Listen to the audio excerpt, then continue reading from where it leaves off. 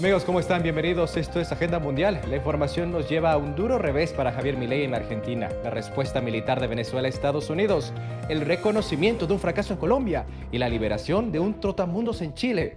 Nuestros corresponsales están listos.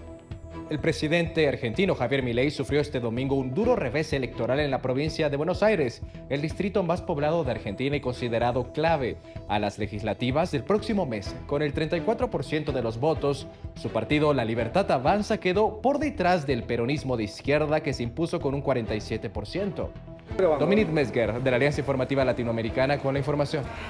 Así es, un lunes caliente en Buenos Aires, en Argentina, después de los resultados de las elecciones del domingo, en donde en la provincia de Buenos Aires, que les doy un dato, representan el 40% del padrón nacional total. Por eso es una elección que, más allá que fue local, se nacionalizó por sus resultados. Un respaldo para el gobernador de la provincia de Buenos Aires, Axel Kicillof, que pertenece al peronismo, frente al oficialismo y a La Libertad Avanza de Milei. Hay una diferencia de 13 puntos para el peronismo frente a La Libertad Avanza. Y esto se vio en las repercusiones de cómo amaneció el dólar aquí en la Argentina este lunes, superando su techo de 1.470.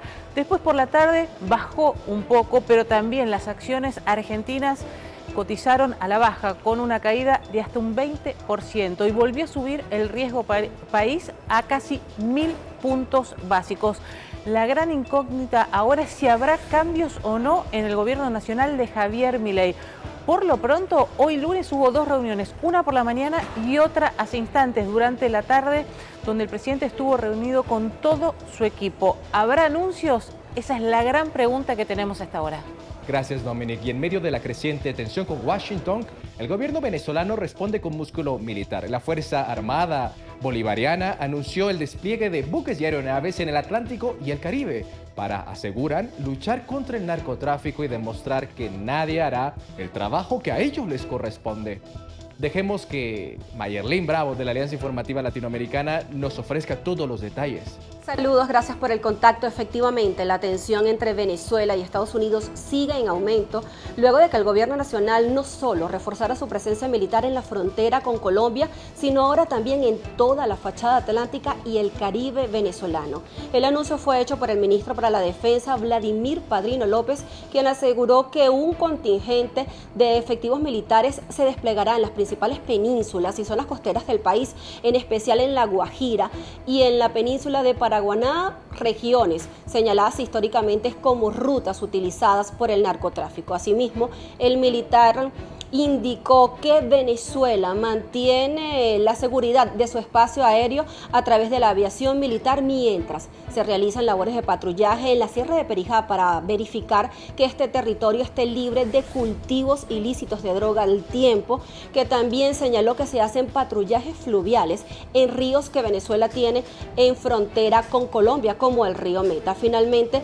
Vladimir Padrino López aseguró que el gobierno venezolano se mantiene vigilante y alerta ante el despliegue de buques estadounidenses en aguas del Mar Caribe, a quienes aseguró que no les tienen miedos, y rechazó que el gobierno de Donald Trump sigue insistiendo en colocar a Venezuela en el centro de su política antinarcóticos sin tomar en cuenta declaraciones como la ONU en que señalan que la nación está libre de cultivos de droga. Desde Caracas, Venezuela, reporta Mayerlin Bravo para Fuerza Informativa Azteca. Gracias, Mayerlin. En Colombia, el gobierno izquierdista de Gustavo Petro admite que su principal bandera, la política de paz total, no ha salido como él esperaba. Los ataques y enfrentamientos con grupos criminales se han incrementado, poniendo en jaque la estrategia de seguridad del país. Stephanie Valencia, de la Alianza Informativa Latinoamericana, con la actualización. ¿Qué tal? Un saludo para todos. Pues mire, la situación en Colombia es bien compleja con los grupos guerrilleros que decidieron no acogerse al proceso de paz del 2016 aquí en nuestro país. La nueva modalidad que están implementando estos grupos armados ilegales es instrumentalizar, amenazar o utilizar a la población civil para que sean ellos quienes se enfrenten a la fuerza pública y poder frenar las operaciones militares. En este momento, esas azonadas, como se les llama llaman aquí se han registrado en varias regiones de Colombia, pero quizás el departamento del Cauca, en el suroccidente de Colombia, ha sido la zona más compleja. Allí en ese departamento se han registrado más de 20 azonadas solamente en lo que va de este año, pero en general en nuestro país esas azonadas ya superan los 400 eventos. En este momento estamos hablando de la situación más reciente que se registró en el municipio de El Tambo, también allí en el departamento del Cauca. 75 militares que llegaron hasta ese punto para realizar una operación militar. Un grupo de ellos logró escaparse, pero otros 45 quedaron en la zona, fueron rodeados por 600 campesinos y en este momento completan ya 2 días secuestrados. Desde Bogotá, Colombia, Noticias Caracol, Stephanie Valencia para la Alianza Informativa Latinoamericana. Stephanie, estaremos pendientes. Finalmente viajamos a Chile luego de casi 2 meses retenido. Hoy fue liberado el influencer estadounidense Trevor Jacob, quien se hizo famoso por su intento de darle la vuelta al mundo a bordo de su avioneta. El viajero fue detenido por irregularidades en su documentación tras un aterrizaje de emergencia.